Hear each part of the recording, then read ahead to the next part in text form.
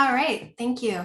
Thank you for joining Political Research Associates today for the third of 4 discussions in our series on subverting state violence. Today, we'll be discussing anti-sex work feminism and the lived reality of criminalization and state violence of US sex workers. PRA, or Political Research Associates, is a social justice research and strategy center dedicated to blocking the advance of oppressive anti-democratic movements and to building a just and inclusive society. Over the past 4 decades, PRA has researched, monitored, and publicized the agenda and strategies of the US and global right, revealing the powerful intersections of Christian nationalism, white nationalism, and patriarchy. PRA produces investigative reports, articles, and tools, publishes the peer-reviewed quarterly magazine, The Public Eye, advises social justice movement organizers, and offers expert commentary for local and national media outlets. Our core issue areas span reproductive justice, LGBTQ rights, racial and immigrant justice, civil liberties, and economic justice. This series is part of our ongoing 40th anniversary celebration in acknowledgement of 40 years spent researching and strategizing against right infiltration of the state. Join us next month on December 14th for a 40th anniversary virtual cocktail celebration and help us celebrate in style. And now to the topic at hand. So for today's discussion, we are joined by 5 incredible, incisive thinkers, advocates, and practitioners working on the existential threat to sex work and the safety and livelihood of sex workers posed by the anti-sex work movement and the embrace of its rhetoric by lawmakers and progressive movements alike.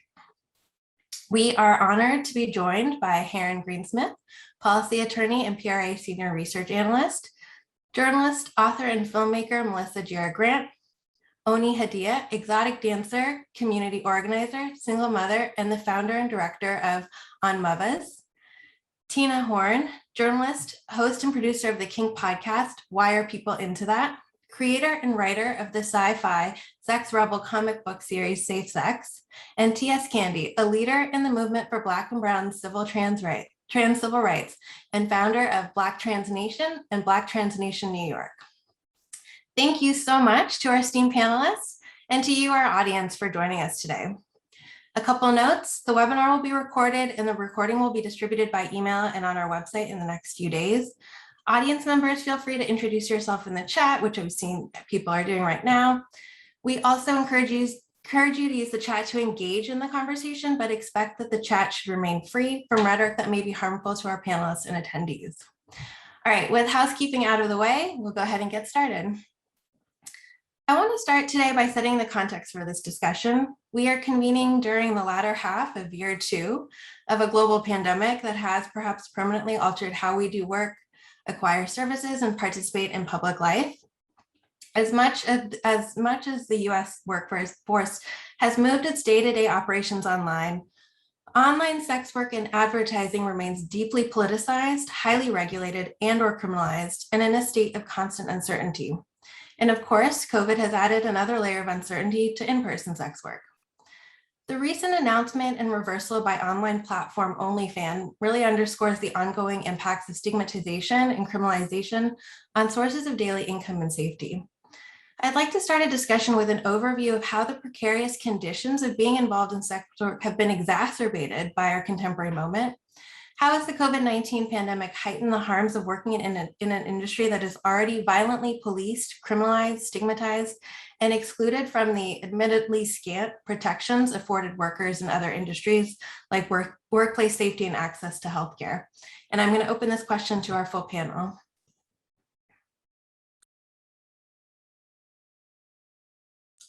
Who's our first taker?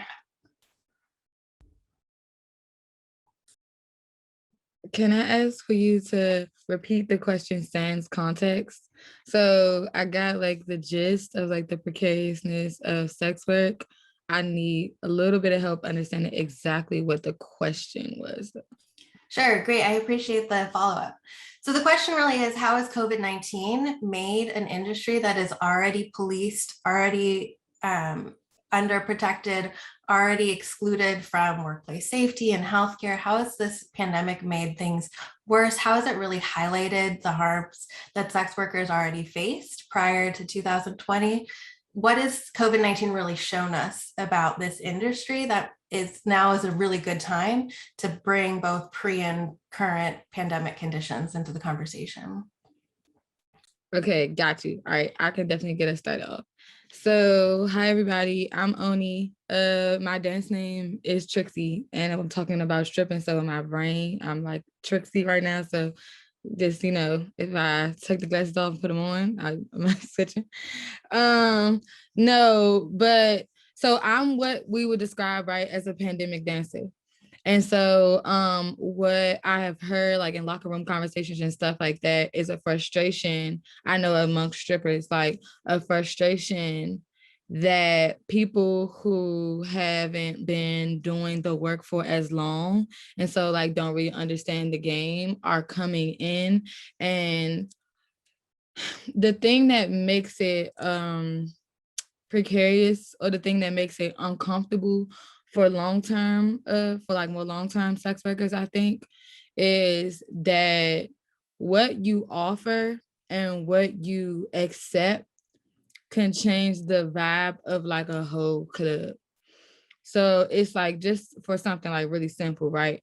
Like if the understanding is that a lap dance is $20 and like a new person comes in and is now taking $10 to $15, especially we know that men are cheap and what they can get for little they will, that has changed the vibe or the money flow of the whole club. Also, just in general, because men are fickle and that's the majority of our clientele base, that they love new faces, right? So there's also that. And so from the other side of the table, right, like as a pandemic dancer, from the other side of the table, it's been really important to me to do what I do in the organizing world, to take that same behavior to dancing.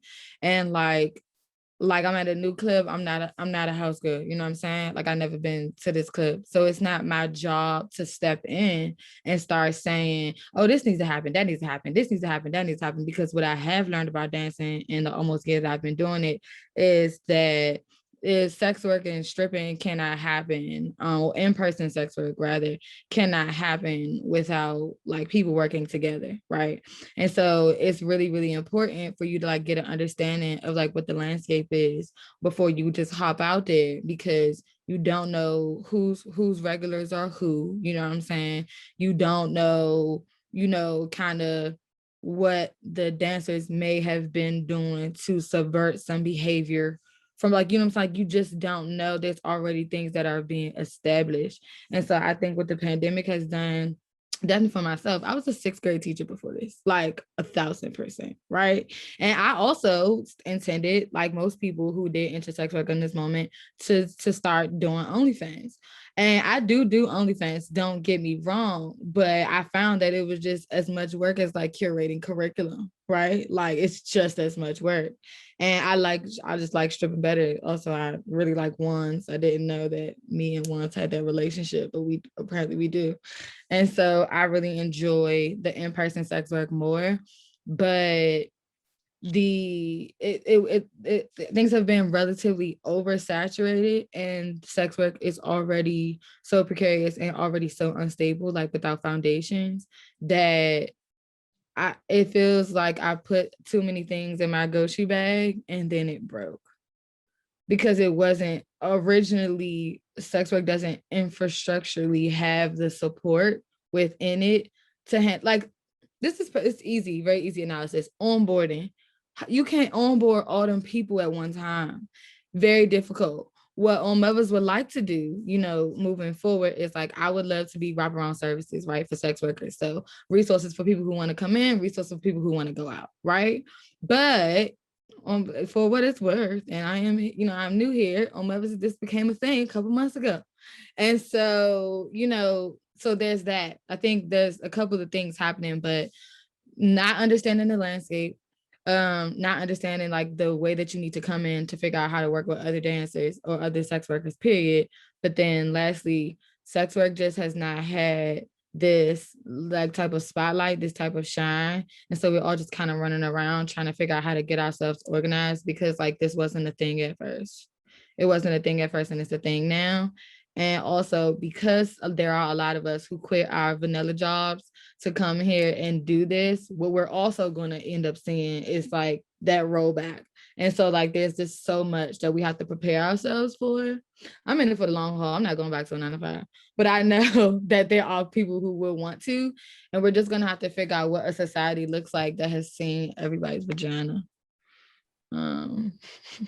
Thank you, Oni. That's such an interesting perspective to bring in, sort of what the lack of infrastructure means when the labor market changes too, and the conversations that are happening within the labor market for people who are working pre-pandemic and during. I think that's such a interesting. I mean, that shows the value, right, of speaking to people who are doing sex work, because these are the conversations that those of us who are not doing sex work are not aware of these conversations. And I think it really underscores where the privilege of working in an industry with infrastructure has, ways to handle large influxes and, outgoing labor supply that, sex work doesn't have those protections in place to begin with. I think that's fabulous. TS, were you going to jump in here? Yeah. Hello, everyone. My name is T.S. Candy. That's T.S. Candy with 2 eyes because I never question myself with a Y. Thank you so much for having this this webinar, and thank you for everyone that's joining, the panelists and the viewers. For me, I first want to say that it's our constitutional right to make porn.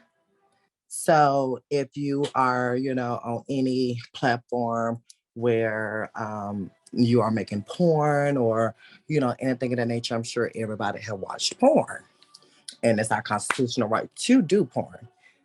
So I say that to say the whole MasterCard blow up that happened that, excluded sex workers, or any platforms that, sex workers utilize, and MasterCard is accepted, they would decline and, block us off, kick us off. So I really want to highlight how MasterCard has put a hindrance and has basically written us out of their policy.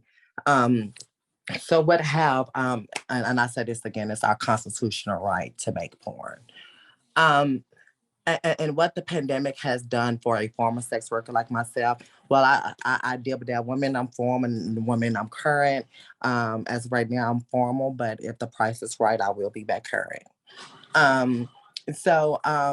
What it has, what the pandemic has done for us, well, when they was giving out the checks for individuals, the $12,000 check that the state was given. What check was that?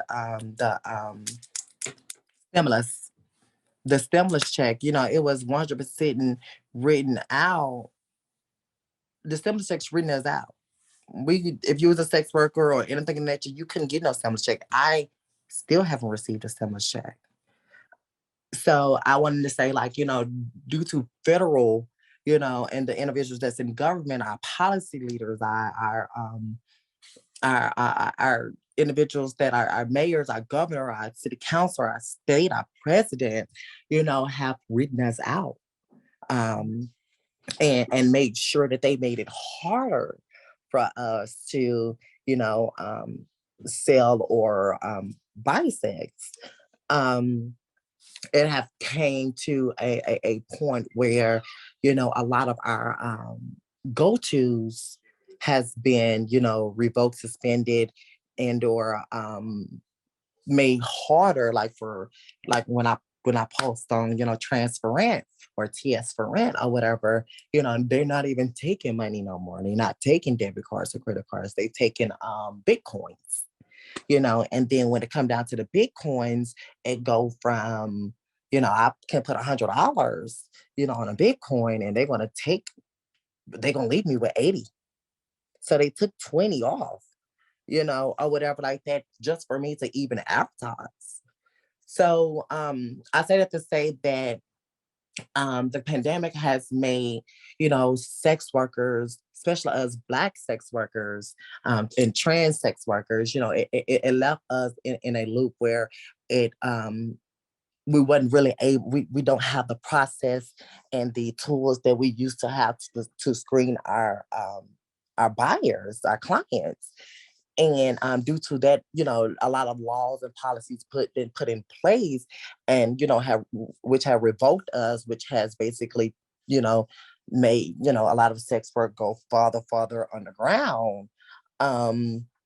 It had just been, traumatizing because, during the pandemic, a lot of our clients, lost their job, and this whole vaccination mandated, that's mandated by the state of New York, for city individuals, basically pushed away a lot of individuals who culture, who was getting paid but didn't, was getting paid by their city, and due to the vaccination they no longer have their job, and some of them was our clients or whatever like that. So it prevented, it basically cut our buyer's check, which cut our check. Not only did it cut their check, but it made it more hard for us to, like I said, to screen our our buyers. It made it hard for us, and it made it more easy, for law enforcement to step in, to surveillance us, to keep an eye on us. And then, it pushed a lot of us to street work, back to street work, or whatever. And with this pandemic, it just has been very traumatizing as a sex worker to really navigate through it. And with, anyone who has soul sex, know that, this line of work can be very dangerous, and it can be very violent. And I guess I feel like I'm rambling, but I'm gonna yield back. But I just want people to take away from what I'm saying is that, let's not worry about how or why someone is doing it. Let's figure out how we can make it safer, for them to be able to exit the sex trade. Because everybody in the sex trade, some are doing it by choice, some are doing it by circumstances, some are being coerced. So it's just making sure that we have the tools that they took from us, that they erased from us, and that they purposely made sure that we didn't have. Because all the only reason why we in the trade is because of a coin. We need to pay rent. We need, it's an employment. It's just like doing hair in the kitchen. So for legislators to purposely write that out, is doing nothing but furthermore leaving us in the hands of men, which can be, it can be a good thing and it can be a bad thing, but we all know that, the toxic masculinity, and we all know that, we are, or we have something that the man want. And, due to, the COVID, some of our prices been cut, so, if we was starting to get, say for instance, I hear, because I utilize the vanilla chart, to sell, because y'all make money. So, from $300, so I had my clients that was like $300 for an hour or whatever like that, that's knocked me down to like 150 or $100. Then I have my $100 that probably try to cut me down to $50, and and things of that nature. So it's just been a lot of cuts in the employment, but our bills still stay the same. Our nothing is changing in real estate, or nothing is changing, or put on pause. A bill is still run, but I feel like I'm ranting, so I'm gonna yield back. Thank you. There is no ranting when you were talking about your lived experience in this difficult time. Fully want to say that. I think that's an important point. I think, looking at how both being excluded from stimulus checks and on the other side of things impacted by other people's low employment, lack of employment, shows the double harms that come from being systematically excluded from any kind of state protection, right? Any kind of acknowledgement, any kind of security. So I think that's a really important point, T.S., that you bring into the conversation. Would anybody else like to touch on some of the things that the pandemic has highlighted, or we can move on to the next question if there's no takers? All right. I just wanted to hop back to TS really Sure. quickly and just say, like, I feel you, and like, I don't know, I was really like feeling what you were saying. At the what I would add to what she says, that like sex work, or at least like I can only speak to stripping because that's what I do, but it's a job that like you have to self-motivate in order to do it. And so like what me and my dance partners and other girls at the club was finding over the past couple months is that like we are harder on ourselves, which make us work harder, but there's a disconnect in our understanding of what everybody else's pockets look like. And so we're telling ourselves like, I'm not coming to work early enough. We're telling ourselves like, I'm not dancing hard enough. I'm not good enough at pole. We're telling ourselves like, I'm not able to like get this guy to spend this amount of money or whatever. And like what I have had to like kind of do to get myself out of that funk and get my dance partner out of that funk, get the other girls in the locker room out of that funk. It's like remind everybody that like everybody else's economic situation changed completely. And we are the people that, because we see like literally our job is like we see the money, it's right there. What they're tipping is what they have. They're not tipping because they don't have it. And right. And so somebody in the group chat is saying institutional gaslighting and burnout. It's like, right, because as we think of ourselves as independent contractors, as we think of ourselves as self-employed, and me and the majority of the women that I work with, we are Black women. And so we're telling ourselves, oh, you're not making it, then sis, it must be because you're not grinding hard enough. And what I found is that we just keep grinding harder. Me and my dance partner going out of town, the money the same, doing this, doing that, spending money, going to, coming back and forth to Baltimore, almost driving to West Virginia, like, because we think of this as like a job where like we self-generate money, it's very difficult, especially when you are excluded from like institutional economic relief. It is very difficult to get a proper gauge of like what your possibilities of your income can be, because nobody around you has income. Right. And so then the other part of that is I can't even pay to work. I don't have no money to tip in. I can't even go to work. Like that is something that I've noticed in the past couple of months. Like I never forget, I was dancing for this one guy and his stimulus hit in the middle of the night. He checked his account and was like, oh, y'all about to get some bills paid. And we did. Them stimuluses stopped coming. It got real different. That's such a like in the moment example of what like stimulus checks can do, especially if applied, much more fairly. I think that's such a good point too. I mean, that's such a design of the system, right? That individuals internalize their inability to support themselves. And we do, and that is the design so that we don't organize, so that we don't take a political action to change the system that is actually at fault, right? So I think that's such a like really important point to bring into this conversation as well, is what the impact of being excluded systematically from an economic system means for the individuals who then are also part and parcel of this pull yourself up by the bootstraps narrative. Thank you. And I think that's like a great point to end us on that question with. So having taken stock of the broader environment in which sex workers find themselves during our contemporary moment, I'd like for us to turn explicitly to the movements that are really working in concerted effort across agendas to entrench the criminalization of sex work and the exclusion of sex work well into the future. So from anti-trafficking organizations to sex worker exclusionary feminist, anti-trans movements, the Christian right and anti-pornography crusaders, this landscape of anti-sex work organizations and movements is vast, ideologically diverse, and closely aligned in their determination to end sex work in the United States.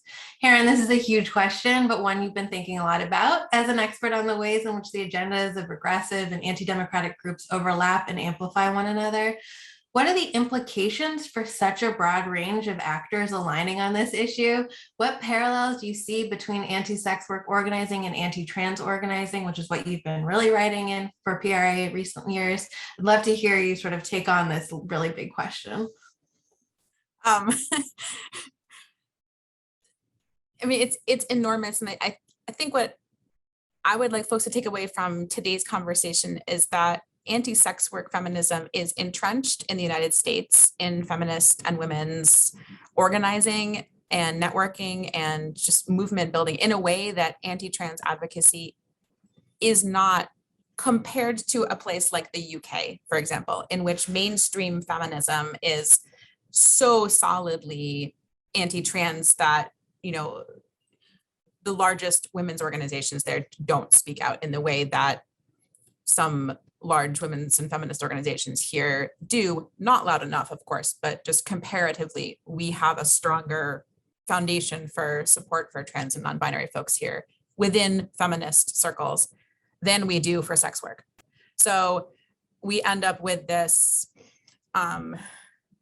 white feminist carceral understanding of like saviorism, right? Like, you know, the approach to how we can support trans lives is, you know, by passing hate crimes laws and passing non-discrimination laws instead of, you know, like listening to actual folks, you know, like Oni was saying around when you come into a conversation, when you come into a club and you're, you know, it's not your club, women's and feminist organizations in the US are coming into the sex work conversation without listening to anybody who's actually a sex worker and who has been doing sex work, whether it's for a couple months or for their entire lives. And you have this, essentially two conversations going on. You have a conversation among the women's organizations with power, who are led in the majority by white upper class older women.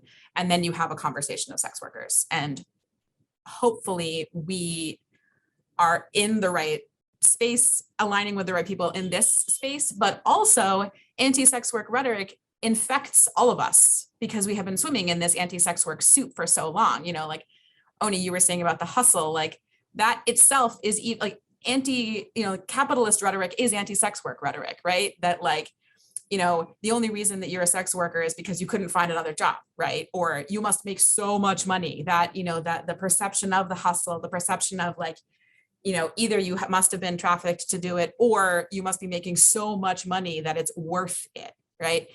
So we all have these infections of anti-sex work rhetoric that pervade everything that we do. And that's kind of what, a little bit of what we do at PRA, certainly what I do around anti-trans feminism. It's just making sure that as social justice organizations, we are not replicating this very systems that we are critiquing. So it's important for us to realize that, you know, like our anti-sex work, you know, bias is actually pro-capitalist bias. You know, our anti-sex work bias is male supremacy, is the patriarchy infecting us and saying that it's dangerous when someone who is not a cis man, you know, or someone who like fails to meet the standards of being a correct cis man is selling something that normally cis men get for free. And that the very act of selling is a transgression of norms that the patriarchy thinks are important. So as soon as money enters the equation, as soon as someone says, absolutely, we can have sex, or absolutely, you can look at my boobs. I would love to also live and survive. So if you could give me money, I will show you my boobs. Then suddenly the patriarchy says, no, I have a right to see your boobs and a right to have sex with you, and you are violating my right. And it's really hard for us to break free from that rhetoric. And it infects so much of what we do and what we say. Just for me, the big way in which we see that disconnect of rhetoric is around differentiating sex work from other manual labor and other labor that requires using one's body. You know, one of the big anti-sex work feminist talking points is like, you know, no one would do that with their body. Listen, I'm not at the bottom of a coal mine. I hope that coal miners make enough money to thrive. I'm also not out in a field picking tomatoes. I notice you aren't either. And I hope people picking tomatoes have the job support they need and massages at the end of the day from bending over. But I sure need tomatoes and coal. It looks like you need sex. So where's the money? Thank you, Erin. I think that was such a excellent use of metaphor, simile, metaphor, whatever, one of those. It's really important too, I think, to consistently root that capitalism is designed to create systems of inequality. It is designed to value some labor above others. We live in a particularly patriarchal capital society, and so these two systems absolutely feed on one another, and the people who suffer the most are people who are women, people who are non-cis white men, and people who are in precarious labor positions. So I think that was right on the money. And the really interesting point too, with the difference between the anti-trans movement and the anti-sex work movement in the US compared with the UK. I think that's what is like what did you call it? The anti-sex work soup is the context that we live in. And it just really saturates so much of the left too, right? Like that's a big part of the problem, is that progressive movements are anti-sex work. And in doing so, they're just reproducing these systems of harm. Melissa, continuing with our focus on the actors perpetuating criminalization, stigmatization, I'd really like for you to talk more about this women-led anti-sex work industry that Erin touched on, and your really brilliant analysis on the role that profit and opportunity play in perpetuating this industry. So staying with the question of capital, staying with the question of labor. In your book, Playing the Whore, The Work of Sex Work, you write, quote, "Rescuing sex workers is good for them. The loss of sex workers' income was their gain." End quote. The message of anti-sex work feminists is it's the women working against sex work who are the real hard workers, right? Shattering glass ceilings and elevating womanhood while the tramps roll about down below, end quote. We often hear labor used as the linchpin of arguments for sex workers' rights, that sex work is work. You turn this logic on its head and identify where anti-sex work activism creates economic opportunity, becomes a source of employment, as well as identity for the women who lead these movements. Can you talk us through this argument a little, providing the much needed perspective of who profits in the anti-trafficking, anti-sex work movement? Sure. Wow, this is a staggering group of people to be sharing this space with. First of all, I'm so grateful, and also like grateful to PRA for doing this work of like sort of looking at these groups in the context of other actors who are essentially, you know, shredding our democracy, like shredding our right to the public space, shredding our right to exist in some cases, because it's really hard, I think, to sort of think of feminism as being complicit in that. And where I've kind of landed is like, not so much trying to figure out like, are these groups feminist, but looking back and seeing how, oh, actually what they're doing right now around sex work is in a continuity with issues that feminism has been struggling with, at least as far back as the suffrage fight in the 1870s and the 1880s. So if you'll allow me to kind of go back that far for just a moment, you know, that was sort of the first time that we see women's groups, and these are groups who are like fighting for suffrage or temperance or both, that take up prostitution as an issue alongside those things. And they explicitly frame it as an issue of what they call the traffic in women or white slavery, which we're going to unpack in a moment. You know, thinking that sexual slavery is as important for women to attack as being disenfranchised and not having the right to vote.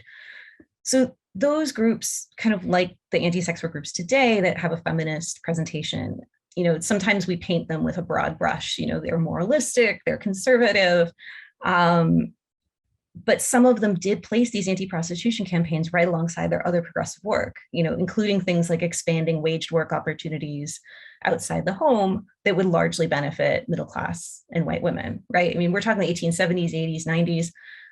White women are the ones who were maybe not working outside the home, but Black women are working outside the home, they're working inside the home. We have a rise in the immigration of Asian American women, which becomes a sort of moral panic that crosses into this idea that like all these like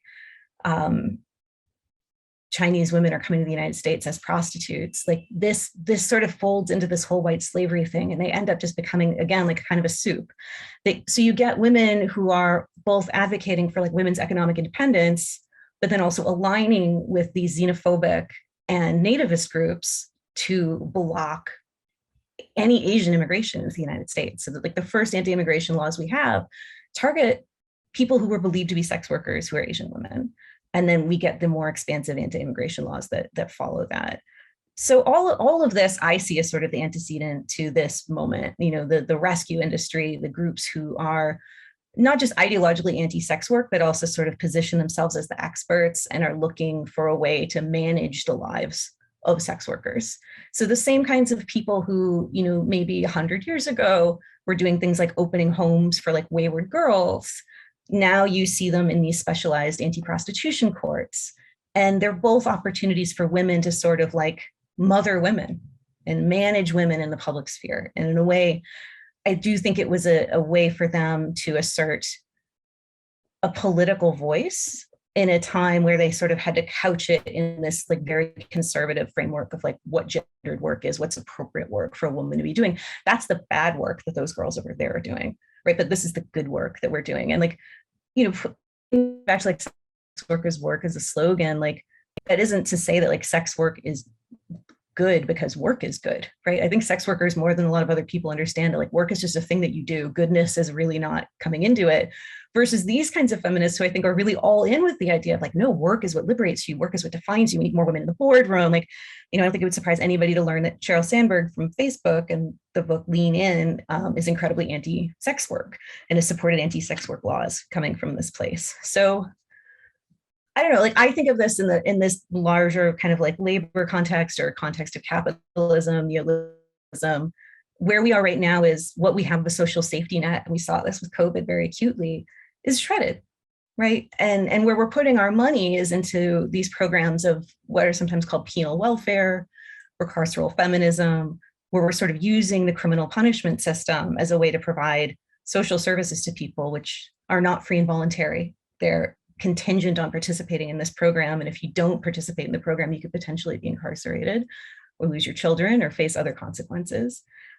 Rather than sort of taking universal approaches to expand the social safety net, address our issues around housing and healthcare and education.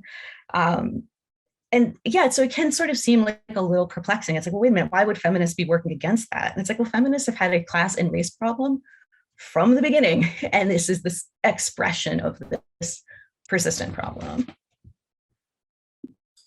Thank you, Melissa. That was so succinctly put. And I think too, the question or the foregrounding that work is not inherently good, right? No work is inherently good. And to pin any argument on that argument is already going to lead you down the wrong path.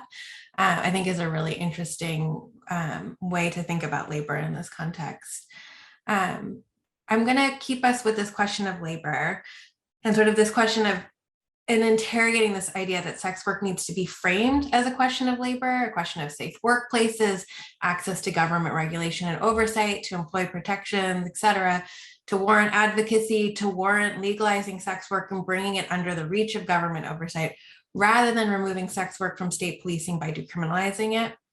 Are there other frameworks rooted in care, expertise, other ways of understanding the value of human intimacy that can be considered political and movement building when we're thinking about advocating for sex work?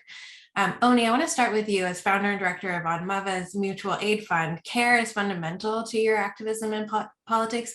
Can you start us off on thinking about how care provides a framework for how you think about the politics of sex work? Yes, so thank you so much. That was like a nice fancy transition into like what I do. So I'm gonna give like a quick what is On Mothers and why is that question relevant, and then I'll try to go from there. So On Mothers is we are graduating from a mutual aid fund into like full-blown programming. So I'm really excited about that. We got a fiscal sponsor recently. Eventually I'll get my own status, and so we are still keeping the direct and mutual aid as like a key tenant, I think is the word I'm looking for, and the reason why we do what we do. But definitely what I end up seeing was through doing the care work that there was so much more that needs to happen, right? And so On Mothers is like a Oregon project at this point that services sex workers and moms. It services moms who are sex workers who are moms, but obviously the two groups are not mutually exclusive. I'll laugh and say like Twitter is where, yes, I'll get people some links. Twitter is where I connect with like my organizing community. Instagram is where I connect with like other strippers. And Facebook is like where I connect with moms. So like on Instagram, I'm like complaining that, guys aren't tipping, whatever the case may be. But like in the Facebook group, we're talking about like, what's the order of your bedtime routine, right? So like, are you like a snacks, cuddle, bath, person? Or are you a bath, cuddle, bedtime snack? Are we doing a story, right? And so obviously Facebook is the place where everyone's mom is. So that's what we're doing. But so the reason why like I started on my list is because I cared. And it wasn't necessarily even because I cared about other people, it was because I cared about myself. I was a 6th grade teacher and the pandemic changed that. See, so think about this, right? Like imagine the dichotomy, right? Of like doing work that everyone sees as inherently good, right? A freaking teacher. It's like that's up there with like the 5 professions that people tell you like are available, right? But like growing up, it's like you can be like a teacher, a doctor, a vet. One kid in the class may know something about being a marine biologist, but we're like not really sure. Like, right? Like nobody says like, oh yeah, you can be a program analyst over at that nonprofit down the street. Like nobody says that, right? So I was doing work that was inherently good, but the pandemic really changed it because I found that I was in an office in my house and I was on my computer trying to teach 6th graders, which was just right. Well, because via computer, because in middle school, like you got to be there. You know what I'm saying? Middle school, you got to be in person. A computer is who knows what's going on for on the other side of that screen, right? And then my daughter, she was behind me on Zoom pre-K4. If anybody has ever tried to facilitate Zoom pre-K4, you know that it is not anything that you'll be interested in. And it really hit me when I heard the teacher keep telling her, unmute yourself, unmute yourself. And she's like screaming at the iPad saying, I don't know how. And I end up having to tell her teacher, she can't read. And so even my students who are 12, they understand that they're supposed to be transferring an in-person experience to a virtual experience. A person who is in pre-K4 has never been to school before. She don't even know what's going on. She cannot read and has not figured out how to really like kind of signpost yet. So she has no idea that like she was born in 2017, y'all. Like she doesn't know what a megaphone looks like. What are you talking about? She doesn't even know what she doesn't know a house phone. She doesn't have any. She talks to my mother on the iPad. Like she's basically a hologram. She has no, she has no idea, right? And so what I found, because I was also grieving, I had lost my grandmother. My family lost like 5 people in the past year, like a lot of different families. Like I've been through a lot. And so it was like, it came down to me, honestly. And I was truly sitting in the room where I found my grandmother dead, crying on Zoom. Because I had 26 graders in front of me and a 4-year-old behind me.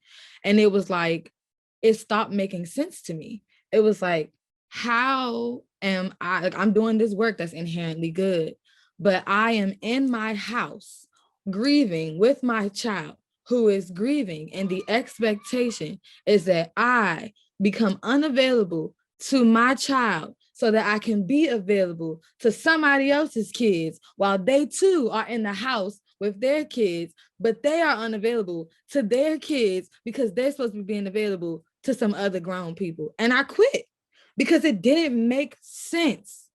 I was doing this work that was good and I had been doing it for years and went to school for all this. I was teaching and I was supposed to be good, but I am one of those women who being a mother is my most important job. That is, I understand what that means and looks like for different women, whatever the case may be. But for Oni, I anticipate getting to the pearly gates and being asked, did you do what was asked of you? And the only thing that in Oni's mind was truly asked of me was to summon that life, get her in and get her through, you know what I'm saying, until your time is up. That's my most important job.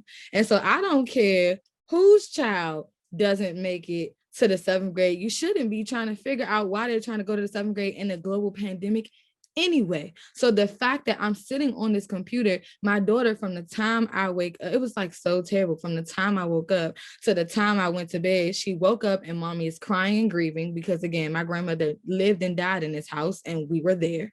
My mother is crying and grieving, unavailable. My mother is on Zoom all day with other people's kids, unavailable. Mommy gets off Zoom by 4 o'clock, too tired, unavailable. I've never been more unavailable to my child than I was trying to teach during the pandemic. And so it wasn't even really about other folks. It was about me and the fact that I could not look myself in the mirror any longer and tell myself that I was a good mother because I was a teacher and teachers are good. I would rather be a stripper and am and did, because what dancing did, which made it different from this, like made it different from teaching, I was unavailable from to my child when we were in person from 7 a.m. to 7 p.m. She was seeing me at 6 a.m. getting dropped off. I'm going off to be with other people's kids, come back, pick her up, feed her, put her down. That was our life. Now I'm up at 11, which is really a blessing because we've orchestrated some homeschool with my neighbors, so it's lit. Up at 11 or 10 or whatever. We walk the dog, we have breakfast. She gets to watch a little TV, maybe even some cuddles if I'm in the vibe, in the mood, whatever the case may be. She goes to homeschool. She comes home at 2. We're able to, do, whatever, nap time, bedtime, whatever. She could go with me to the grocery store learning. She gets to, like, she's actually with me. Now that I'm a stripper, she's actually with me. I'm actually not just giving her to somebody else. And then the other piece of that is I deal with, as a mother, you deal with this whole like, oh, I don't get to be like I do not be one to cuddle all the time. Please. No, I don't. You deal with this, like, I'm a single mom, right? And so like I don't have dick just available to me all the time. I have to go and I have to find it. And so I do need to be sexually stimulated. Like the Madonna whore complex is a real thing. And it's like stripping gives me a time and a space for that. There's a time and a space where I am going to go somewhere, take my clothes off, show someone my breasts, show someone my vagina, do whatever, get touched, get complimented, get some money, and then I go home. I go to work at, about 10. She is down most times, if I'm lucky, by 9:30. I come back in 2-3. She's asleep. When she wakes up, I'm mommy again. It's like, you know what I'm saying? It's like I went out, my pumpkin turned into a carriage. I had a great time. Clock struck 12, went right back in the house, back to Cinderella. Like, and even the other thing that I want to say is that, like, in the Black community, there is a huge stigma around childbirthing and parenting. And the reason why is because Black women have been so left without the resources that we need to be proper parents, that it often falls on other Black women to raise our kids. And so that it is very common in the relationship between Black mom and daughter that the conversation is, don't bring no babies in here, don't bring no babies in here, because, and it's not because we don't love babies, we do, but it's because there's already so many people who we're caring for, and we need you to also be caring for someone else. And so like we can't afford, not just economically, but just like spatially, right? We can't afford like more kids. And so I felt ashamed in bringing my daughter home. I got pregnant. I barely made it off the college graduation stage, man. I graduated. I was pregnant in 2 weeks. I barely made it, but I did make it. I came home with a baby, but when I came home with a baby, my mother was already living with my siblings in the house. They were already living with my grandmother. Like I was already walking into a space where there's this multi-generational expectation of mothering really just landing on the women. And so it was just me, my mom, and my grandma, like really trying to figure things out. And so the guilt of teaching, right, is that I got to drop her off to somebody every day from 7 and I can't pick her up until 7. And that is ruining, or that is creating a rift between me and my godmother, between me and my mother, between me and my grandmother, because there's this huge gap. There's this huge need that I have all the time. And it's a need of childcare because of my need to be available to capitalism. But now that I'm dancing, I very rarely work during the week. I mean, unless I'm like grinding is when I work during the week. But if not, then I just don't. So that's 5 days that I'm just in the crib with her. I can send her to one family member one weekend. I can send her to another one another weekend. I'm on my period, so I don't work on that week. And then I have my little brother come up here. Like, even sex work has changed my relationship with my family and my relationship with myself and my understanding of my positionality in my family, because I am more self-sufficient. And as a Black woman, that is my desire. I am more self-sufficient. Sex work has made me that because I now can be the type of mom that's available all day. I also can only need my mama once a month, only need my cousin once a month, only need my brother once a month, and I'm not leaning on somebody to just do 7 to 7, 12-hour labor. Our families do that, just like how people are incarcerated and we say like your family does the time with you. Our families, Black women, our families do that time with us. When we have kids, somebody has to be there with us. And so figuring out what On Mothers has really been about, figuring out like what care looks like, particularly from like a Black feminist like lens, and then particularly from the lens of Oyewumi. I'll put her in the chat. She's one of my favorite African scholars on gender, but she talks about how, from a Western context, mothers are looked at as sexual extensions of the sex act between a mom and a dad. So the child sees the woman as like, I'm here because you had sex with daddy, and the dad sees you as, you are here because you have sex with me. But in African and like Eastern context, it's so much about the mother being a standalone figure, like a standalone identity. Me as a mother is a standalone identity. She needs to be fed just as much as the other identities that I hold. And what On Mothers tries to do is make sure that like as many of the women that live inside of you are, or as many as can be fed in the space. So like if I can find space for you as a sex kitten, if I can find space for you, you know what I'm saying, as mommy, cool. And sex work has really allowed me of that so much that like I get to be all the women that I get to be at once. And that is Black feminist existentialism, the way that I learned it in college. It's not having to throw away a different part of who I am. I love it when I'm in the club and guys are like, ooh, you have kids. And I'm like, look at this physique. Yes, I do. Like, right? Like I get that. And it feels good to get that. And it's about pleasure. It's about so many things. It's about pleasure. It's about care. It's about autonomy. It's about having a knowing. There are so many theories that live in care and ethics of care, but we definitely pull from Black feminism. And Toni Morrison, I read Sula was out when I was in the 10th grade. And I was like, wow, there's a person in a book who fucks and doesn't care. I would like to be her one day. And it's like, look at me showing my vagina on the internet. I'm her. Oni, I could listen to you all day. I think that was the most compelling way to talk about the value of different kinds of work. I think that is a really clear example of how there is value in sex work that is not just because it is labor, because it is part of the moving of capital from one person to another. I think that you just like, that was the most compelling argument that we could have made in this moment for why sex work is not enough of an argument for advocating for sex work. Before we move on from this question, I would really love to hear from some of our other panelists, like, how do you think about sex work outside of this question of labor? Tina, I'd love to hear from you. Like, your work is so much about sex positivity and living like very sexual lives. And I would love to hear, sort of how you bring that into your politics. Oh, thank you. Yes, my work is about being a slut. And I also just want to say that I really feel like I just got like the best front row seat in the house to a show that I want to be at this afternoon. So I'm just like honestly honored to be here. Anytime you are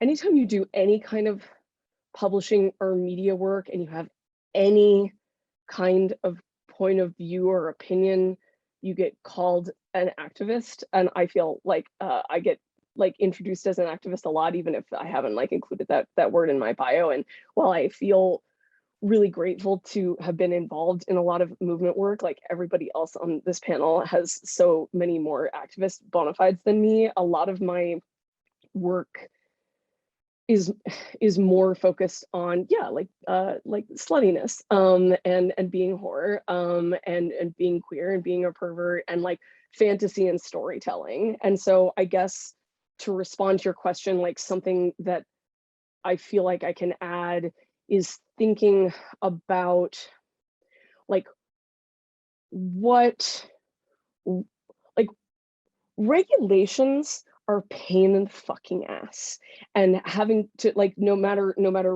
what sector you're in or part of your life we're talking about, like navigating regulations, navigating like constantly shifting and changing regulations, it is is like a Kafkaesque nightmare, in the like truest sense of the word. It contributes to burnout. It definitely contributes to the thing that Oni was talking about earlier of like being gaslit by the state and by infrastructure, and like thinking like it must be me, I need to work harder, I need to be doing something different, and that shame, which obviously like only then like benefits the oppressors who put those ideas in your head in the first place, which is what it's designed for. And so, I mean, something that's coming to, okay, two things. One is that like when we talk about social stratification, and like something that I and many other people like talk about in my work is this term hierarchy, which is not like whore anarchy, which is its own wonderful thing, but the whore hierarchy.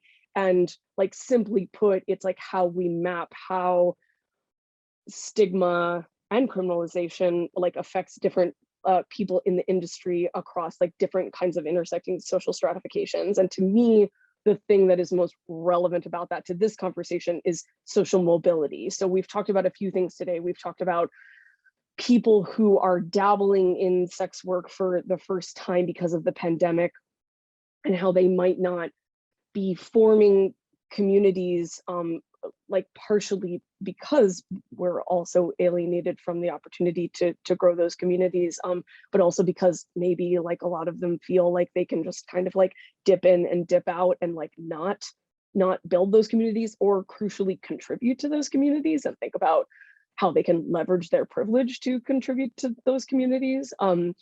And so there's the people who are doing that work, and maybe who are dabbling in starting an OnlyFans for the first time, like during the pandemic, like trying to like get like doing like financial domination online for the first time in the pandemic for a lot of very understandable reasons. But then like, and my issue with that is when those people then like contribute to the like watering down of what those things mean, or the whitewashing of what those things mean, and don't contribute to community and don't leverage their privilege. And then there's also the element of the stories that the media tells about sex work during the pandemic. And something you see a lot in headlines is like, this mom started an OnlyFans and now makes like X amount of money per week. And the more extreme, sensationally like the money can be framed, the more likely it is to get a headline. And as a journalist, like I understand that like we're living in a clickbait world, and clicks pay the bills. But I think that there is also like a social responsibility to the media and to journalists and to storytellers and of all kinds to think about like, well, like which stories are we telling and how are we framing them, and especially since people are like in our social media age, in our internet age, like sometimes only seeing headlines. There's so many different implications by this, like, this person like started an OnlyFans and like now they make this much money. Like the implication is that the money is easy. The implication is that they have that social mobility to like stop doing that work without it affecting, without this stigma affecting their ability to access housing, their like custody of their kids, their ability to get other jobs should they want to supplement having their OnlyFans with like other non-criminalized form of work, work that maybe like these like white feminists that we're talking about would ostensibly approve of. of all kinds of things, not to mention like interpersonal stigma in families and with partnerships, and with friends and social communities like churches. And then the other element of it, I think, and I'll like end here for the moment, is like anybody who has done sex work, we've talked about personas, and especially in the chat, we've talked about personas, we've talked about emotional labor, we've talked about like fantasy making, and fantasy building, and like, yeah, adult entertainment is about fantasy, whether it's one-on-one, or like making porn, like T.S. Candy was talking about, like our inherent right to make and consume erotic stories across mediums, and the potential social good of that. And but anybody who's done sex work has probably encountered like a client or a patron or a consumer of some kind who's like really invested in like the story of why you're doing the work, but they say they're invested in it, but what they actually want is like a different level of the story. So like the best explanation I can give for it is like having a second like persona name that is your real name. So when someone asks what's your real name, if you decide that telling them your real name and making them feel like they're special is the thing that is going to get you more money, then you just have it ready and it doesn't seem like you were making it up, because you're just like, I have this whole like other shell, this other like Russian nesting doll, like ready to go. And a lot of, depending on who you are, like for me as a white cis person, as a white cis woman, like whatever like looks are like projected onto me, it's like, oh, like I'm in college, I'm in art school, I'm doing this for this, I'm doing this for that, right? Or I'm doing it because like I'm just like a sexy slut and like might as well get paid for it anyway. And like different people are gonna learn what stories their clients want to hear. And I think that right now the story of like, I'm just doing it because of the pandemic is a really powerful version of that like real name story, that like second Russian nesting doll. It's like quick and easy to understand. It could even be like a conversation starter, especially when like continuing more conversation is the thing that's getting you more paid, or like paid for something that is maybe like preferable to other things. And like that's all well and good in the moment when you're at work, but the bigger like social implication of that is the media and like the sort of like social imagination, the cultural imagination at large, like telling this story, the implication being that like you would, going back to just all these tropes, like you're only doing it out of desperation, like you like if it weren't for this, you would like never do something like this, but oh, like it's available. And and the more stories that we see about the more like literally BuzzFeed profiles of like people who are like, oh, I was sexting already, so now I'm charging for it, the more like new tropes are formed. And when new tropes are formed, the people who don't fit into those tropes, either in the media or for like client consumption, are going to have like less social mobility, and are like people are like going to be like less interested in your story if your story is not as consumable. But like your story not being consumable doesn't mean that you don't need to eat, that you don't need housing, that you don't need community and companionship, that you don't deserve rights. So yeah, I guess that is what I want to contribute about that as a slut. Thank you, Tina. I think that again, like really shows when sex workers are not in the conversation is so harmful, reductive, perpetuates systems that work to then perpetuate the exclusion of sex workers from their own narratives. I think it's such a sort of complex and really durable, cyclical situation that we're in. And like, I think, I'm really regretting that this is not a 3-hour webinar. Not that I think, everyone wants to sit through 3 hours of a webinar, but, there's just so much here to unpack, and there's so much there's so much listening that I want to do. And I think this is like I want to stay with this question of media coverage for a second. And I really think about like, what is the public narrative? What is the discourse in the US that is defining what sex work is and isn't? And again, like really part and parcel of this anti-sex work soup, sticking with the soup metaphor here.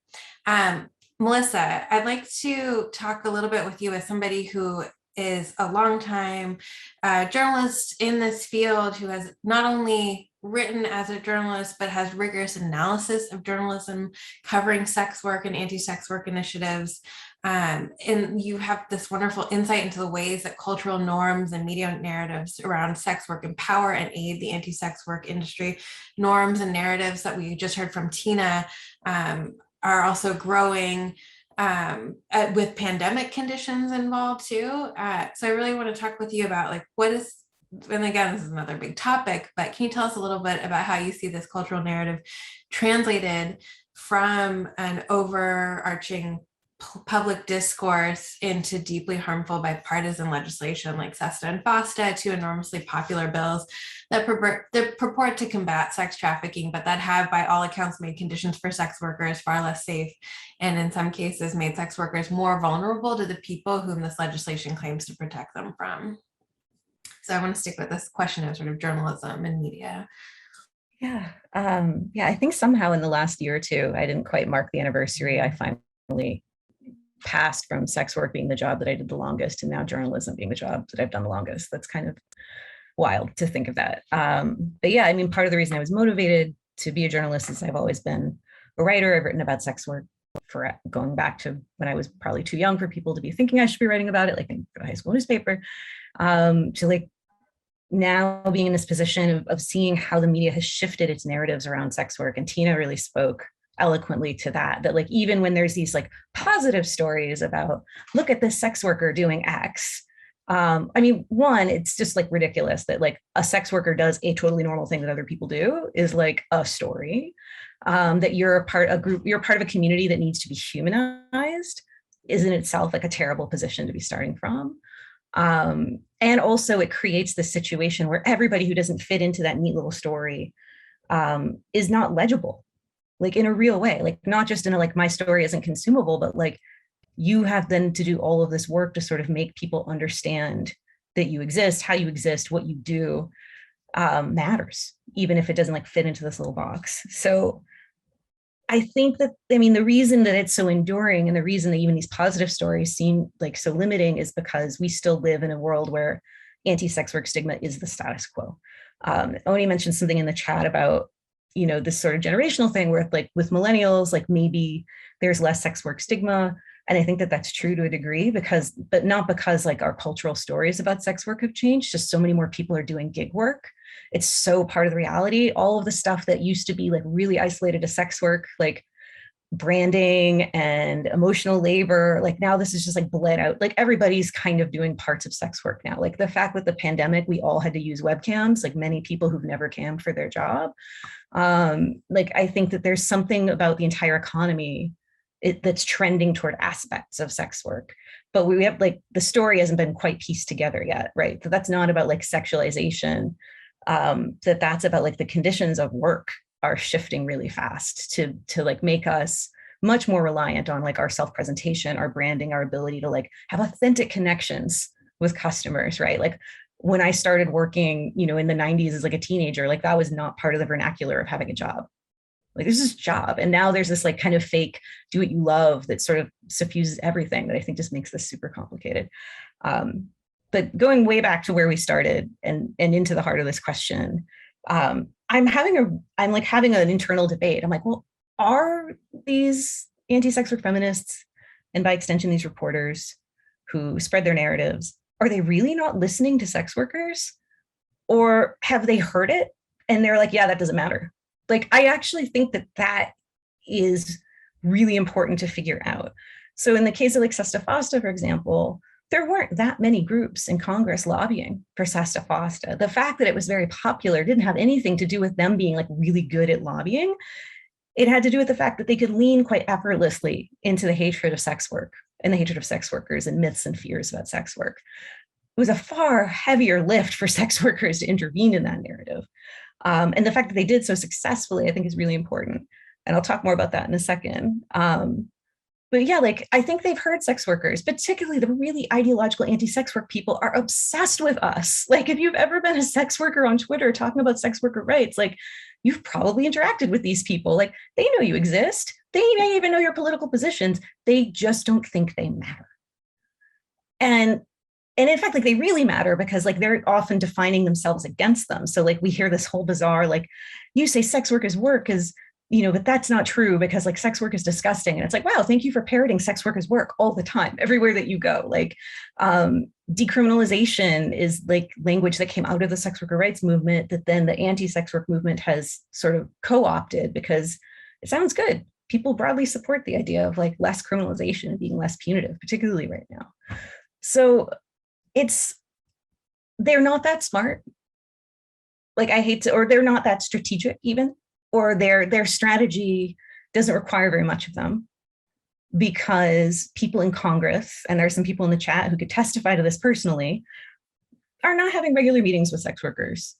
And even if they were, they still have all of this stigma to fight against. And even in the case of Sesta Fosta, which was really like a symbolic fight in many ways, even though it had real material consequences, like they didn't have to do very much to push that bill. So what the story of Sesta Fosta was that they wanted to push is that Congress acted to prevent sex trafficking, and they allied with principled actors and tech companies like Facebook and Sheryl Sandberg. And there were no laws that could hold websites like Backpage accountable. And so we wrote a law and we passed it, and poof, Backpage was gone. And like literally none of that is true.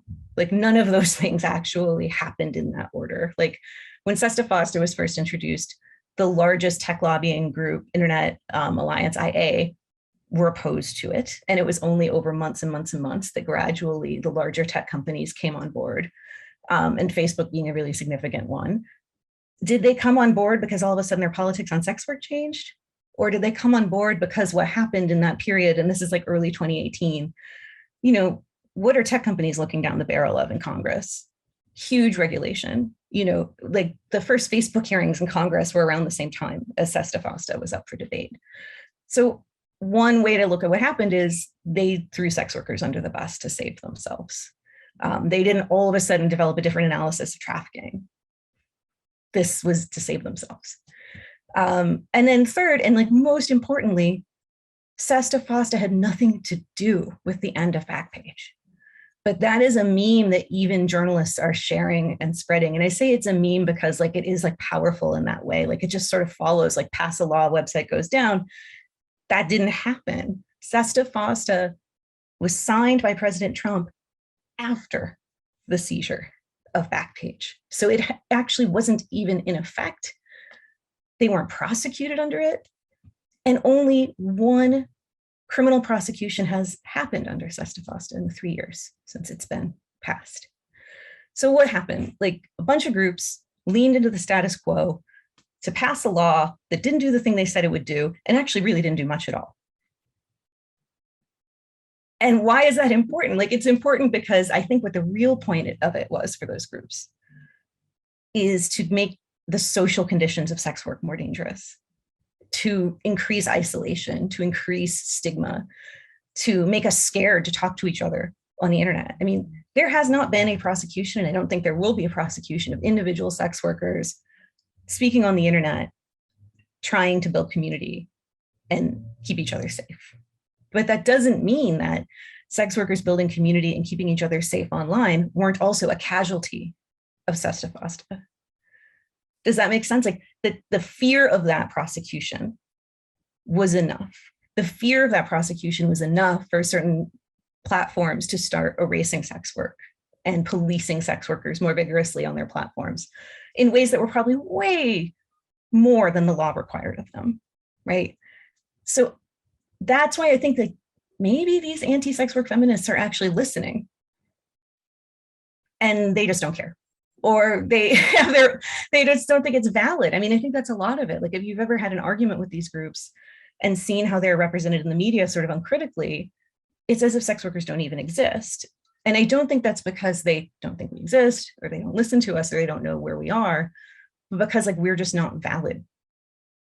It's as simple as that. I think that, you know, they have these ideas of false consciousness, which are very like second wave feminists, but I really do think it is like they have a certain idea of what womanhood looks like. We don't fit into it. Even if we aren't all women, doesn't matter. They still insist we're all women. And that's like a very powerful ideal that, like, even as we have more positive media representations of sex work challenging that narrative, the reality is we have to work so much harder to challenge that narrative than they have ever had to work to advance it.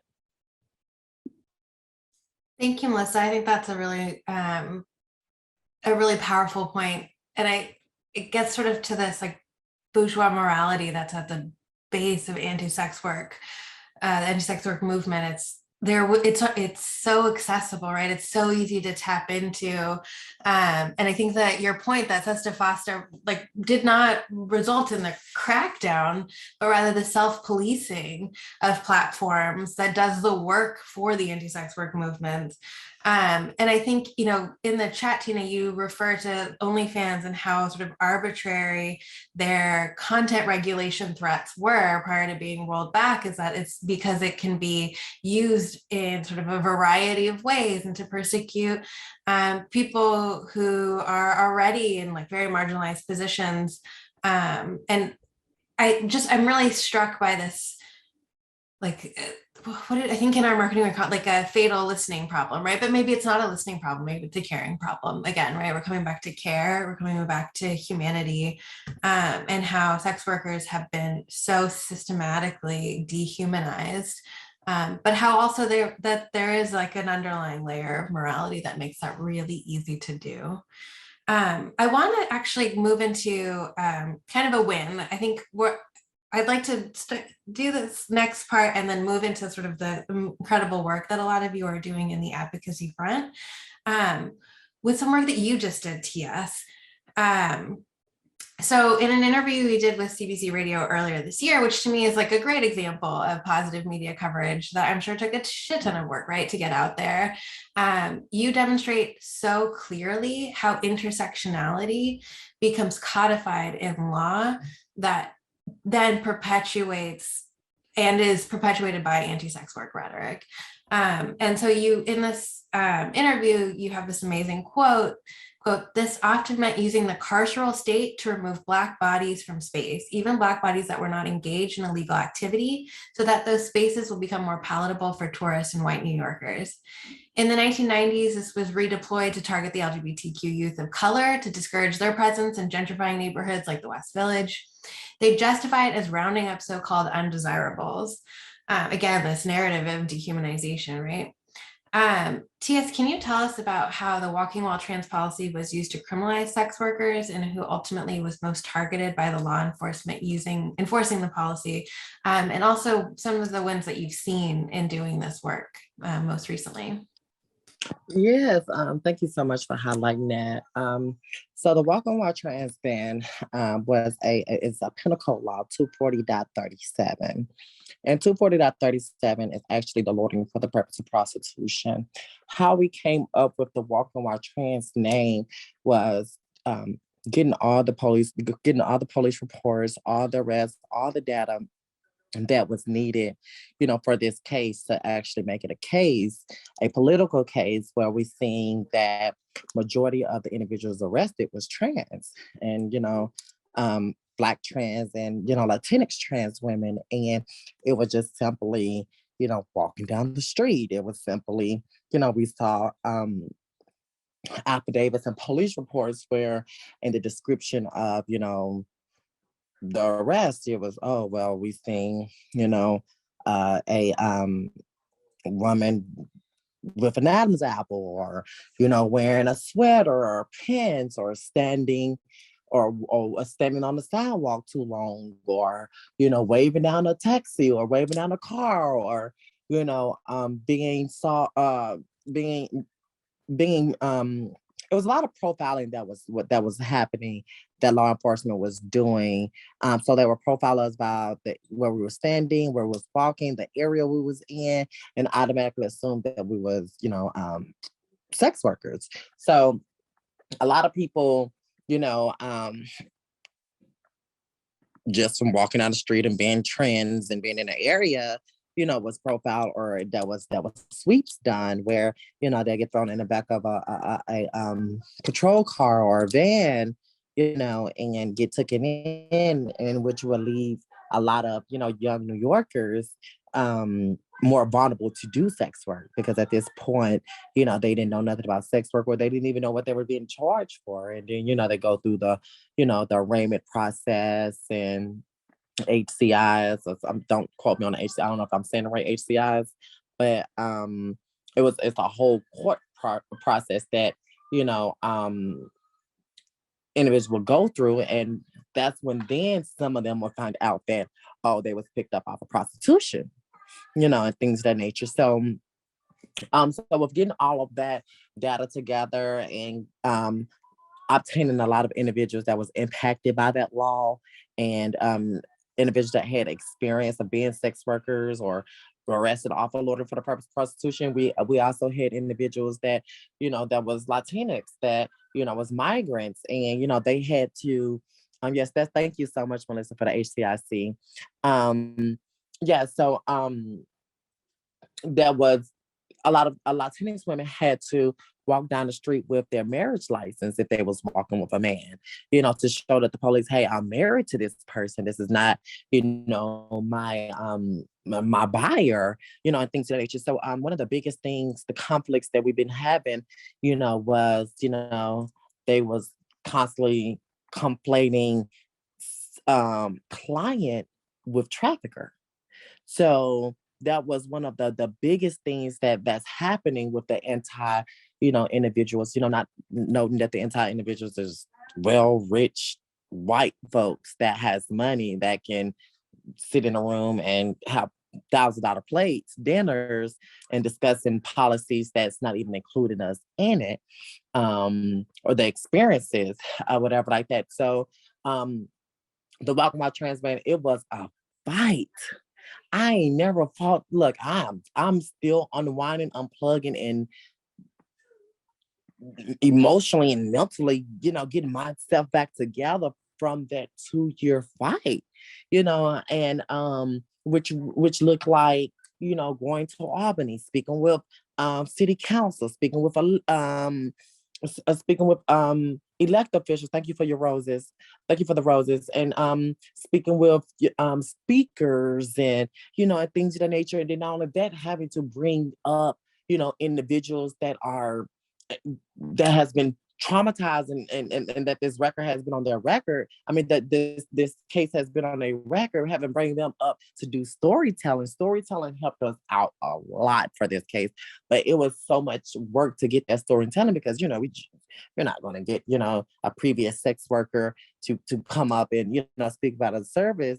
Speak about, them being, criminalized or anything of that nature without any type of, coin. So, we had to make sure that, they had food, they had money, and they had the things that they needed, and they felt comfortably, going up to Albany and speaking and, telling their story and actually, giving them a platform. So, with the Walking While Trans, the Walking While Trans was like a grapefruit. It was just like a little grape hanging. And what we did was it was like, okay, we're not going to work on decriminalization of sex work, because that's just so, complex. Let us tackle something that is a low-hanging grapefruit and that we can knock it out the way.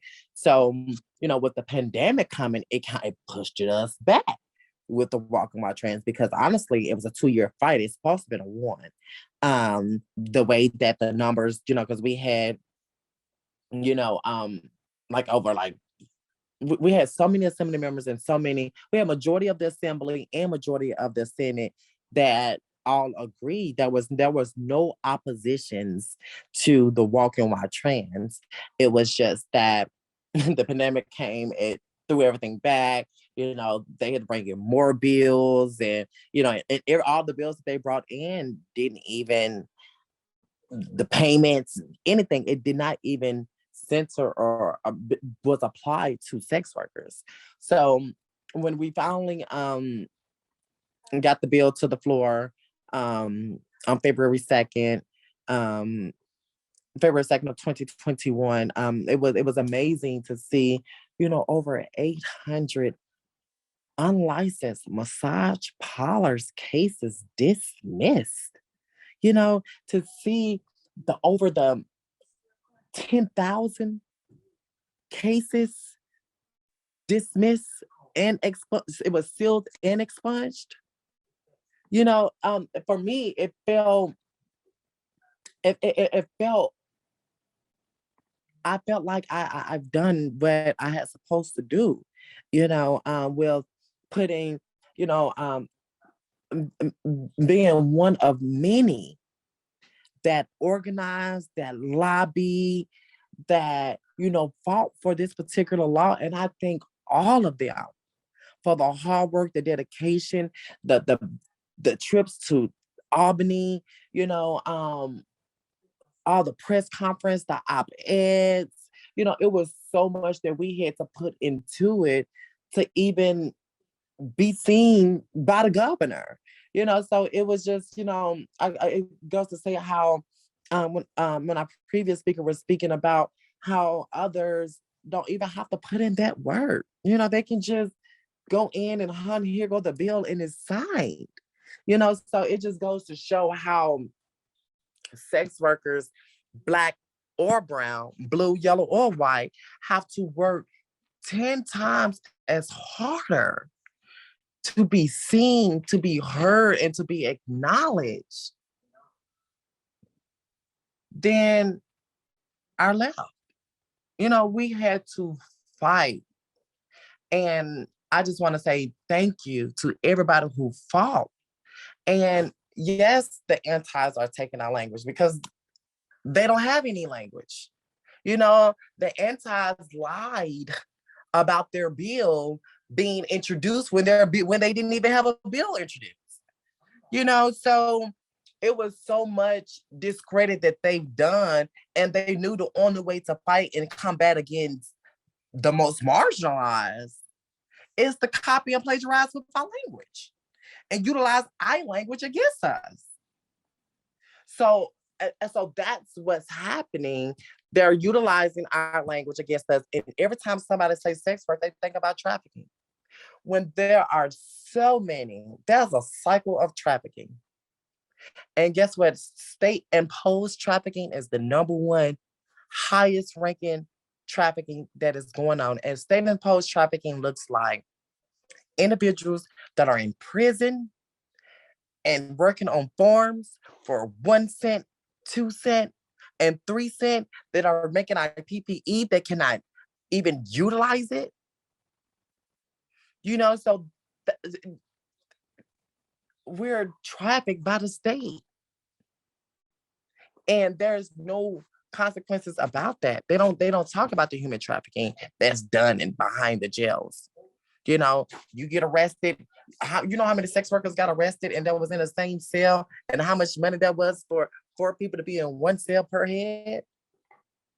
You know, and to have to pay plenty of money for commissary and get thrown, you know, and actually have jobs to go out and work, but get paid pennies, literally pennies.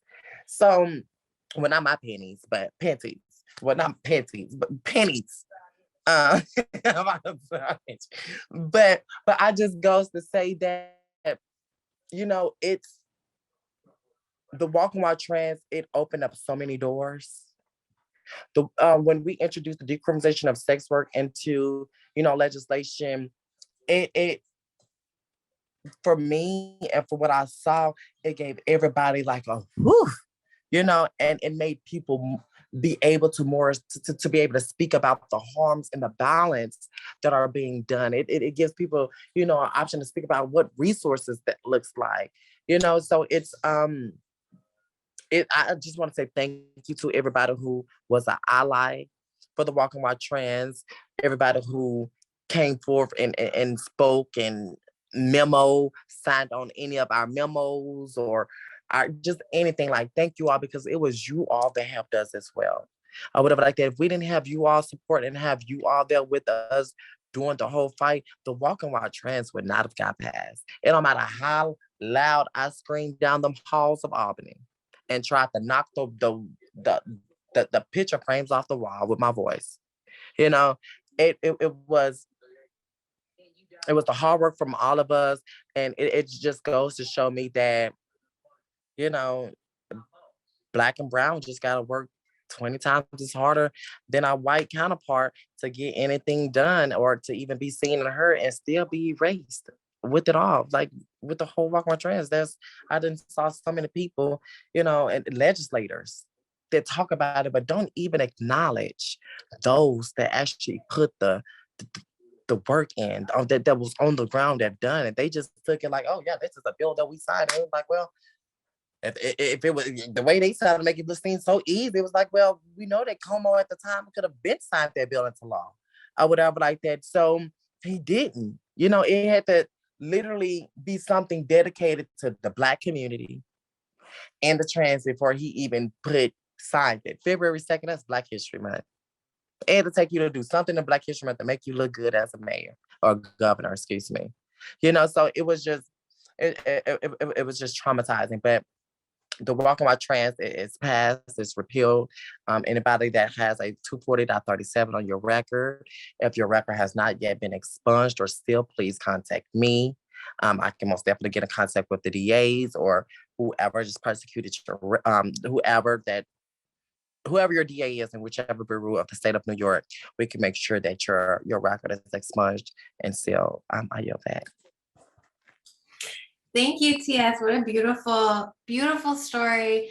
Also incredibly frustrating to hear the amount of labor that has to go into getting one seriously repressive bill off the books. I mean, I think it goes to show exactly what your point, right? That Black and brown trans people work 20 times as hard for the same kind of voice, access, and political power. And I think that, the work that you're doing, Oni, and on Mavis, like these are the grassroots movements that are going to make change and that we should be throwing all of our support behind. And I think that there's also a really important point here that those of us who have different levels of access and privilege and voice need to be changing these national narratives. Like anti-sex work should not be the status quo rhetoric, right? Like this is something progressive movements, this is something the left needs to pull progressive movements on, is changing that status quo so that work isn't required. I think that, your story is beautiful. I think that it's such a win. Again, like if I could keep you all here for another 90 minutes, I would do it. And I think that my team might explode if I require that. But this was such an incredible conversation. I can't thank you enough for being here with us today. If we want to do a part 2, I would love that. This is, Heron just called for links. We're also going to be sending out an email with all of this aggregated, all of the links from the chat right now, aggregated, any content that you all want to send me as panelists after the fact. We'll do social media so that there's more access, because people clearly want to be here for these stories too, right? Just thank you. I think this has been one of the most empowering conversations that I've had a privilege to be in. I think that this is such an important area of political work, not just for PRA, but for the larger movement that we're a part of. And it's clear that the wrong people are in the room, right? Like the stories that we need to be hearing are not being heard. And so I think that today has been such a great example of where we can move these conversations and the power in doing so. So thank you all. Thank you, Oni, TS, Melissa, Tina, Heron. Y'all are a bunch of badasses. This is such a great conversation.